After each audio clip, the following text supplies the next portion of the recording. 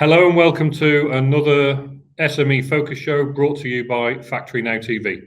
I'm your host, Christopher Greenough, and in this series we will analyse the pressures facing the UK manufacturing sector. Every week we'll discuss and analyse the opportunities and challenges that face us. I've worked in the sector for over 26 years and I'm CCO at SD Technology, one of the leading manufacturers of pressings and assemblies in the UK. So as you can hopefully appreciate, this show is very much for manufacturers by manufacturers. My guest today joining me is James Worthington, Managing Director at MyWorkwear. James, good morning. How are you? Good morning, Christopher. Very well, thank you. Thanks for having me on the show. You're welcome. Fantastic to see you. So tell us about MyWorkwear and what exactly you do. MyWorkwear, we manufacture and supply workwear, uniforms and PPE. And we're experts in embroidery and printed logos. So we take care of your branding, basically. Fantastic. So 2020 was a tough year for most business, certainly for UK manufacturing. How did you manage your business through those tough times? It was very interesting times. If I'm honest with you, we're very fortunate in the fact that normally when you've got a recession or a big threat out there, people cut back on their workwear. For us, it went the other way, literally. Obviously, the first couple of weeks, or say month, obviously, it was a bit hit and miss. We're very worried, obviously. When obviously the pandemic was announced and stuff, we shut down for 3 weeks, but we soon opened up very quickly. We've been very, very, very busy because ultimately COVID has forced people to shop online, and obviously we've got a big online website presence out there. So we've been very, very busy. Been very fortunate, very, very lucky, and very, very, pleased to say this. And in terms of more people working from home, has that affected you? I guess you supply mainly into manufacturing companies, very like mine. We supply into all the industry sectors, actually. So we did see a dip, obviously, from the manufacturers, because obviously factories closed for a while. But obviously where it picked up very quickly within weeks of the pandemic starting was PPE. We sold an awful lot of PPE online. And then what you were starting to find was because of it was good weather, wasn't it? Beginning of last May now, isn't it? Yes. People at home, they were bored, they were furloughed.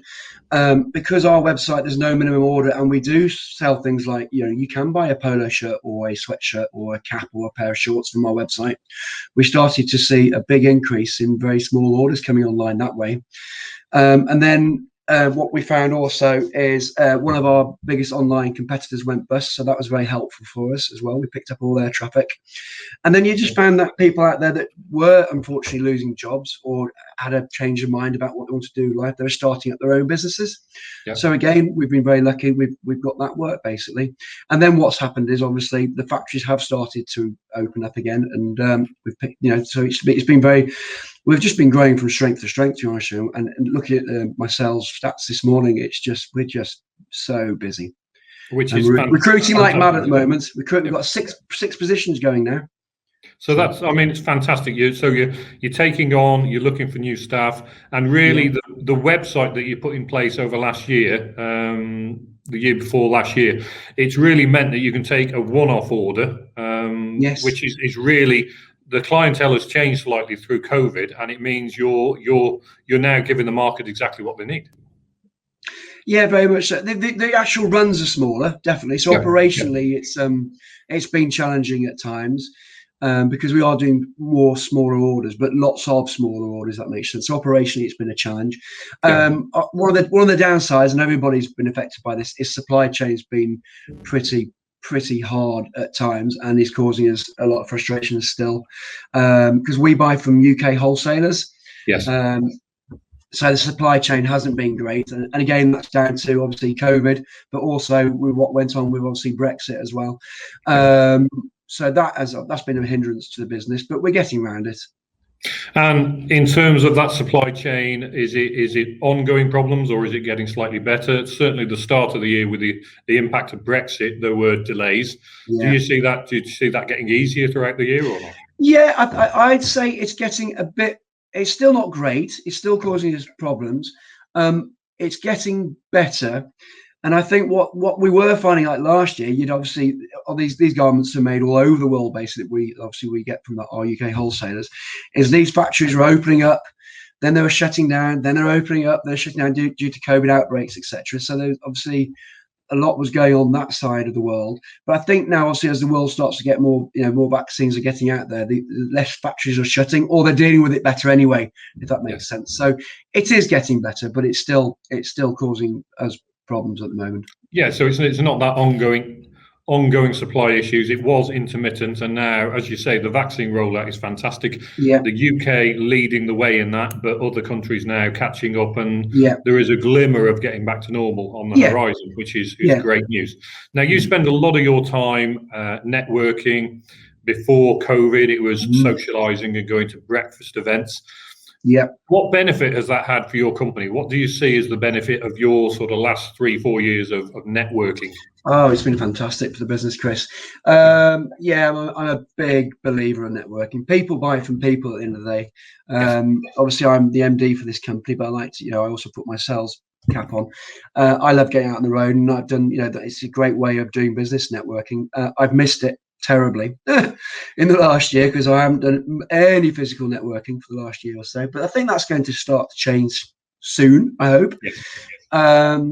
But yes, it's a really important part of the business. I think it's just, it's all about getting out there, meeting people face to face, and there's so many opportunities out there, and it's also about referring.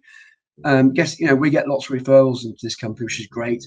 And again, I'm a big believer what goes around comes around, and I'm always, taking the time to understand what my contacts, what businesses they have, and if I see an opportunity there, I'll recommend them to somebody, and it works really well.